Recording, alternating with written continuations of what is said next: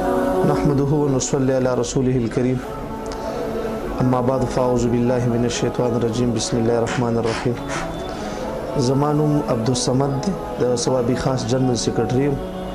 او د ثوابای د تحصیل نائب صدر په حیثیت سره هغه عہده مونږ ته حواله شوې ده. زه ستاسو ډیر زیات مشکور یم چې دومره مصروفیاتو باوجود تاسو مونږ ته وخت راکړ او ستاسو انتهایی شکریا ادا کوم. منګه خو الحمدلله اول خو د جرګې په حیثیت د کلی د علماو ثوابي خاص جرګه وشو، هغه موږ نامزد کړو دي د پاره، او بعد د هغې نه د خپل محلې جرګه وشو، هغه موږ نامزد کړو. چونکې څومره کارونه چې شوي دي مخکې نو په هغه اعتبار سره موږ وکتل نو ریزلټ انتهایی خراب راته،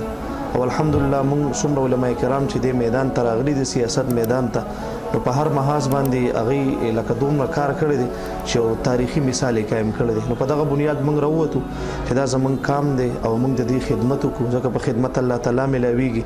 او څومره چې په خدمت علما کرام پوهیږي نو عزتمند دومره د عام خلکو پوهه نه ده. نو په دغه بنیاد باندې موږ انتهایی کمې محسوسه او کاغه د تاړې په لحاظ سره او تحصیل په لحاظ سره او کاغه نور عزتمند د لارو د کوڅو په لحاظ سره نو په دغه بنیاد موږ نیت وکړو او خپل جماعت را مخکې کړو. زه د خپل جماعت هم مشکور یم، د خپل محلې مشکور یم چې هغه موږ د دې لپاره نامزد کړو، میدان ته راولېږو. خو جی الحمدلله د ثوابي خاص وارډ 2 جنرال سیکرټري لپاره زه نامزد شوم. نو الحمدلله موږ د کمپین یو راوند کمپلیټ کړ، دویم راوند زموږ د کمپین هغه د خیر سره کمپلیټ شو. د خلکو تاثرات الحمدلله ډیر زیات مزیدار دي، هر سړی سات را کوي، هر یو سړی خوښي منګه او ښه قدر کوي، ښه عزت کوي، او د هغې خواهش هم دا دی چې علما د میدان ته راشي. نو زه د ټولو ډیر زیات مشکور یم او ډیره زیاته شکریا ادا کوم.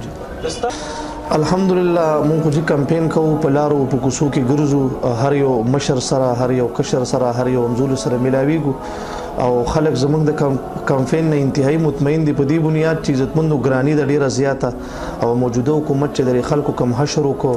او کم بربادي وکړه نو په دغه بنیاد باندې خلک د هغې نه انتهایی خفه دي. په دې بنیاد باندې زمونږ سره مینه هم کوي، محبت هم کوي او خپل اظهار رائے هم کوي، او کمپین الحمدلله ډیر زیات مزیدار روان دی.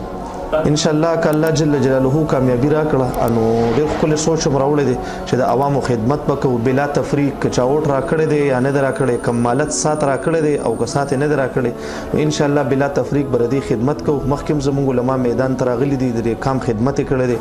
د ثوابای د سیمې خدمت کړي دي، او ان شاء الله د خدمت یو داسې اعلی مثال وکایمو چې ان شاء الله دا غینه بعد بم بیا خلک زیات رجحان علماو طرف ته کوي او جمعیت علماء اسلام طرف ته وکړي. د راتلونکي 19 دسمبر په حواله سره دا پیغام مونږ ورکول غواړو چې الیکشن دی دا د خصاف او شفاف شي. انتظامی تم زمونږ دا درخواست دی چې غیر جانبدار دی پاتې شي، یو جانب طرف ته دی هغې تګ نه کوي، د جنگ جګړو نه د پرهیز وکړي شي. دا زمونږ تمام د علاقې خلک دي، څومره کینډیډیټ چې ولاړلي دا ټول زمونږ وروڼه دي، د یوې سیمې اوسیدونکي یو، د یو قام د یو قبیلې خلک یو، چې ان شاء الله دې کې موږ انتظامی سره هم تعاون وکړو او صاف شفاف د الیکشن وشي. دا میسج زه ټول ثوابي خاص ته بلکې کوم ځای کې چې الیکشن دی ته دا پیغام ورکول غواړم چې الیکشن دی صاف او شفاف وشي، په هغې کې هیڅ قسمه دانلي، هیڅ قسمه داسې مسایل را نشي چې انتظامیه داسې مسایل جوړ کړي یا نور خلک داسې مسایل جوړ کړي چې په هغې باندې زموږ د دې ځای یو غلط تاثرات پرېوځي، یو غلط نوم وځي. نو دا پیغام مې تمام د ثوابي خاص کینډیډیټو ته هم دی او نور ایریا کې څومره خلک دي هغې ته هم دا پیغام ورکوم چې انشاءالله ښه په مینه محبت باندې دا یو الیکشن دی راغلی دی په موږ او تاسو باندې چې دا ښه صاف او شفاف وشي او داسې ښکلې طریقې سره وشي چې انشاءالله د دې ځای یو مثال قایم شي.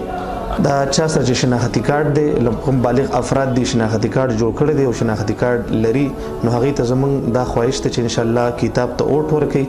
او په ښه طریقې سره انشاءالله تعالی دا مهم زموږ په مخ کې باندې بوځي او موږ کامیاب کړي انشاءالله.